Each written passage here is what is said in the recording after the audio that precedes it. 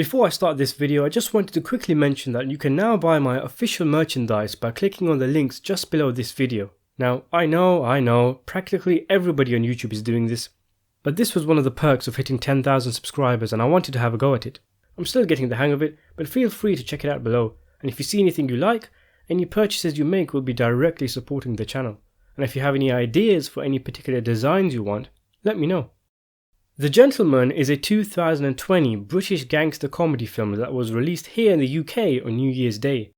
I had a few people requesting what I thought of this movie, and usually I wait until a film comes out on Blu-ray to see it because I don't really like going to the cinemas. I had a pleasant experience with The Gentleman though. The audience I was with was really good, and I went on my own for the first time. You should try it.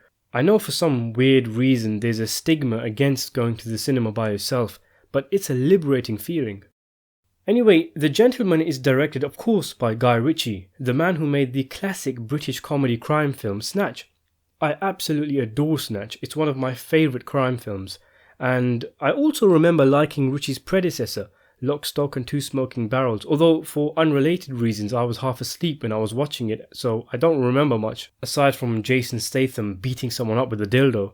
Ritchie had emerged from the pool of Quentin Tarantino wannabes as a director adept at making fast-paced, slick crime films with sizzlingly sharp dialogue, but then something weird happened. I still don't know how or why, but he ended up marrying Madonna, and subsequently his career just fell flat on its face. He directed Madonna's vanity project Swept Away, a horrific picture, and he just never seemed to recover after that. He went back to crime cinema with Revolver, which was annihilated by critics, and then it just looked like he started to pick random movies from a hat. He made a King Arthur movie, 2 Sherlock Holmes movies, an Aladdin remake, and a few other flicks here and there. I haven't seen any of them aside from Rock'n'Roller and the first Sherlock Holmes movie a long time ago. I remember thinking both were decent, but I don't remember too much of them. I will say for Guy Ritchie though, you have to commend him for making so many different kinds of films. It's pretty cool to see a director try his hand at a colourful range of films. The problem was though, almost all of these movies were poorly reviewed. It looked like no matter what Ritchie did, he just could not find a hit. His films are hit or miss with general audiences too, and it seems he just cannot make a film that is a bona fide hit that everyone likes. Saying that though, looking at the Metacritic score for his films, it looks like he's never really been a filmmaker for the critics, has he? What most fans of Guy Ritchie have wanted was for him to return to the world that made him famous, to return to the streets of London for another gritty crime flick. He of course has done a few crime flicks since Snatch, and none were surefire hits, so there was no telling how good Ritchie's new gangster movie, The Gentleman, would be, the film that is supposed to answer his fans' dreams. And to summarise my thoughts on the movie, as someone who went in with very low expectations and, if I'm honest with myself, probably an underlying feeling that I'd be seeing a display of a once prominent director pathetically retreading old ground just to show how much of a has-been he is, I really liked The Gentleman. And I mean I really liked it. I know I'm not in a position to say this, seeing as though I haven't seen enough of Guy Ritchie's output, but I'd hazard a guess that this is easily his best film since Snatch, and dare I say it, on the same level. I'm serious, I was really surprised with how much I enjoyed this film. It was such a riot. And there are going to be those who want to rip the film apart for its vulgarity, the offensive characters, the needlessly overcomplicated plot, and you're going to hear the phrase style over substance a lot from critics. But that's the thing with Ritchie, his style is his substance, and when he does it right, the result is paramount entertainment. Some might also feel there's too much talking and not enough action, which quite humorously the film itself addresses, but here the talking is the action.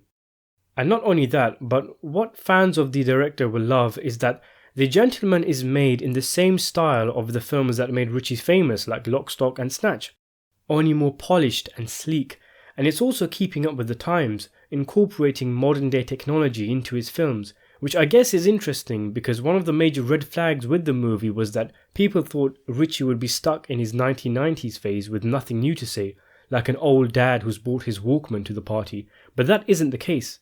The Gentleman got the new decade off to a flying start for me. It is everything I wanted in a new Guy Ritchie movie.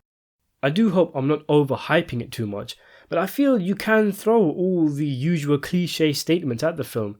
You know, it's a comeback, it's him going back to his roots, back to his best, all of that kind of stuff. But this is that film. This is the Guy Ritchie movie we've all been waiting for. So what's it about? Well, it's a little difficult to explain the plot, but if you think of Snatch and how everything revolved around the diamond, with new characters constantly being introduced and then crossing paths, the narrative jumping back and forward, it goes all over the place and yet it ties up nicely at the end. The Gentleman is a bit like that.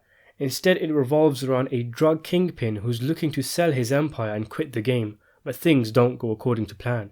Interestingly, like with the movie that I'm always going on about, Martin Scorsese's The Irishman, the entire story is pivoted from a few scenes that are told around 2/3 into the movie's timeline, in which one character, a tabloid snooper, ironically played by the media-hating Hugh Grant, tells another character who works for the drug dealer, played by Charlie Hunnam, the same story that we're witnessing. To call him an unreliable narrator is a woeful understatement, as Ritchie has a lot of fun with Grant adding fibs in his tale, saying things like, "Okay, that's not how it actually happened," and then rewinding the movie and playing it again as events actually played out, or adding a fight scene that never took place because Grant says that every film needs a little action here and there. The cast is pretty neat. In spite of the film feeling intrinsically British, American A-lister Matthew McConaughey plays the protagonist drug kingpin looking to get out of the business. As mentioned, Hugh Grant and Charlie Hunnam are in it and have significant supporting roles. In fact, I think they might actually even be in more of the film than McConaughey is, and there's a role for Colin Farrell in it as well. I think the actors did really well in the movie. As you might imagine with a Guy Ritchie film, there's an almost Shakespearean flow to the profanity and vulgarity in the dialogue, and yet the actors sell it so well. There's only really one time in the film, somewhere towards the end with McConaughey, where I thought, okay, this sounds like an actor reading lines off a script, but for the rest of the film it all sounded very natural. All of the actors I mentioned did really well, and there's boss moments for all of them if you're a fan. I really like Colin Farrell ever since I saw him in Bruges, and he has a smallish but very effective role as a gym coach who somehow becomes embroiled into the plot. I liked McConaughey, but I do think he did look a bit weird in the film, sticking out as an American in a mostly British cast. The biggest star of the show for me was Hugh Grant. When he showed up looking like a Jack Nicholson impressionist, he was an absolute steam sealer in the film.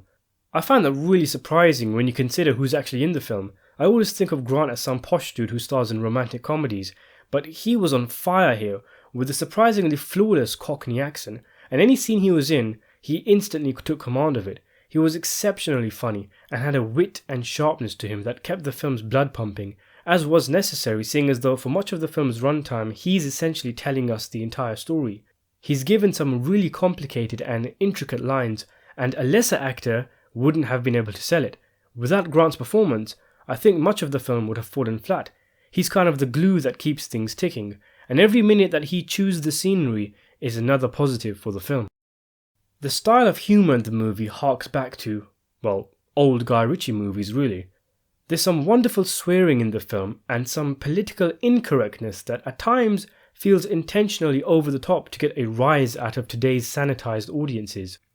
A few instances of the trolling don't stick, like there's one part where a character seemingly randomly brings up white guilt without any clear context, but for the most part the film hits the right marks.